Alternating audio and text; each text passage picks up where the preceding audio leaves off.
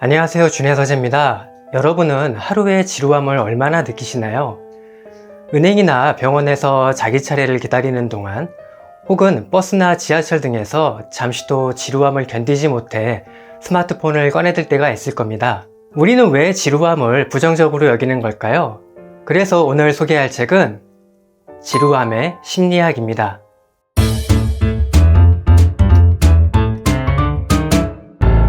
여기서는 지루함을 정신이 쉬고 있고 뭔가를 하고 싶은데 그게 무엇인지 파악하지 못한 상태라고 정의합니다. 쉽게 말해 휴식이나 일, 공부 등 현재 하는 일에 몰두하지 못한 상태를 말하죠. 물론 운동은 몸을 사용하는 것이라고 생각하기 쉽지만 웨이트 트레이닝이나 클라이밍, 격투기 등을 보면 고도의 집중력이 필요한 경우가 많죠. 저자는 인간이 원래 진화적으로 인지자원을 제대로 활용하지 못할 때 지루함이라는 불편한 감정을 느끼도록 만들어져 있다고 말합니다. 인류가 도구를 발명하거나 예술활동을 하고 세상을 탐험해 자원을 얻을 수 있었던 것도 그 덕분이라는 것이죠. 때문에 만약 우리의 조상들이 한가로운 생활에 만족해 빈둥거리기만 하고 탐험이나 창조 행위를 하지 않았다면 지금의 역사는 어떻게 됐을지 상상해보라고 말하죠. 그렇다면 우리가 지루함에 빠졌다는 걸 알려주는 사인도 있을 텐데요. 먼저 지루할 때는 시간이 아주 더디게 흘러갑니다. 그리고 어떤 걸 해도 무의미하게 느껴진다고 해요. 또 지루한 상태에서는 무기력과 초조함이 찾아오기도 합니다. 우리가 뭔가에 집중하지 못하고 끊임없이 TV 채널을 돌리거나 스마트폰으로 유튜브와 SNS를 들여다볼 때가 있죠. 우리는 종종 그런 자신을 자각하고 좀 더 의미 있는 다른 일을 해야 하지 않을까 하는 불안과 초조함을 느끼기도 합니다. 중요한 사실은 우리가 지루함에서 빠져나오기 위해 외부 환경과 자극에 의존한다는 것이죠. 여기서 저자는 지루함에 적응하지 못한 상태를 조수에 밀려 바다 위를 이리저리 떠다니는 코르크마개에 비유합니다. 코르크마개는 스스로 움직이는 방향을 정하지 못하기 때문이죠. 반면 자신이 무엇을 해야 할지 알고 지루함을 기회로 활용하는 사람을 낚시꾼에 비유합니다. 그는 스스로 노를 저어 나아갈 방향을 정할 수 있습니다. 또 그에게는 어떤 의미와 목표가 있죠.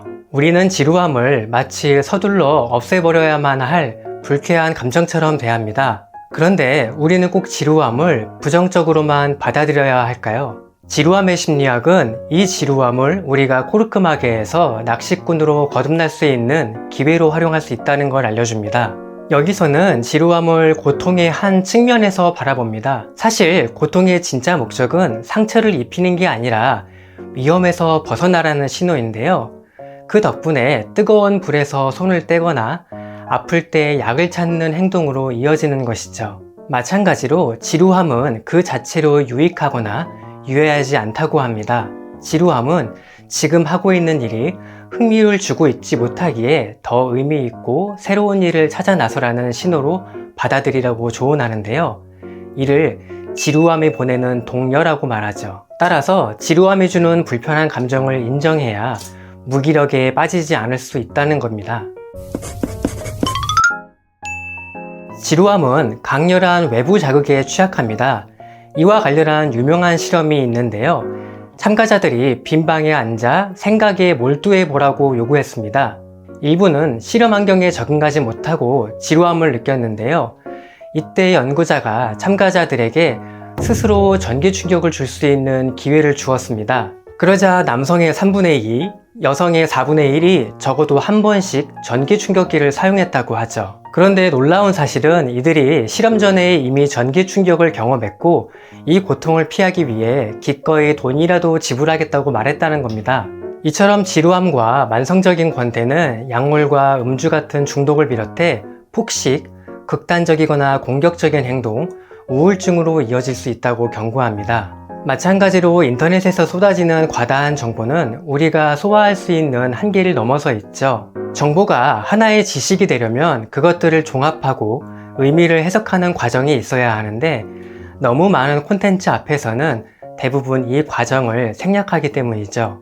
그러다 보니 우리는 말 그대로 정보의 바다에서 서핑을 하며 이리저리 표류하면서 시간을 보냅니다. 앞서 이야기했던 호르크마개가 떠오르죠. 여기서 우리가 알아야 할 사실, 지루함 자체가 무엇을 해야 할지 결정해 주지는 못합니다. 외부 자극이라는 조류에 휩쓸리지 않고 주도권을 행사할 수 있는 일을 찾는 건 어디까지나 우리의 몫이죠. 그렇지만 우리가 어떤 일을 해야 하는지는 분명합니다. 여기서도 그 유명한 미하이 칙센트미하이의 몰입이 등장합니다. 칙센트미하이의 몰입을 간단히 설명하면 분명한 목표를 설정할 수 있고 실력과 난이도가 적절히 조화를 이루면서 시간을 잊은 만큼 집중할 수 있는 일에서 몰입을 경험할 수 있다고 하죠. 그리고 무엇보다 그 일 자체에서 보상을 얻는 내적 동기 혹은 행위 주체성이 필요합니다. 우리가 여가 시간에 그림을 그리거나 악기를 배우고 무언가를 수집하는 일에 빠져드는 경험이 몰입에 해당하죠. 물론 지루함을 극복하는 방법이 몰입만 있는 것은 아닙니다. 마음을 완전히 비운 휴식도 지루함을 몰아낼 수 있다고 하는데요. 빈둥거린다는 느낌이나 무언가를 해야 한다는 욕망 없이 몽상에 빠져 있거나 미래를 계획하는 일 등이죠. 다시 말해 외부 자극이나 정보에 마음을 빼앗기지 않고 산책을 하거나 책상 앞에 앉아 정신을 활용하는 건데요. 이런 휴식은 지루해지지 않고 한가할 수 있는 능력을 훈련하는 것이라고 합니다. 여러분 어떠셨나요? 달리 생각하면 지루함은 우리의 잠재력과 가능성을 발견할 수 있는 계기가 될 수 있습니다. 저는 다음에도 유익한 책 이야기로 다시 찾아오겠습니다. 좋아요와 구독 잊지 말아주시고요. 그럼 안녕.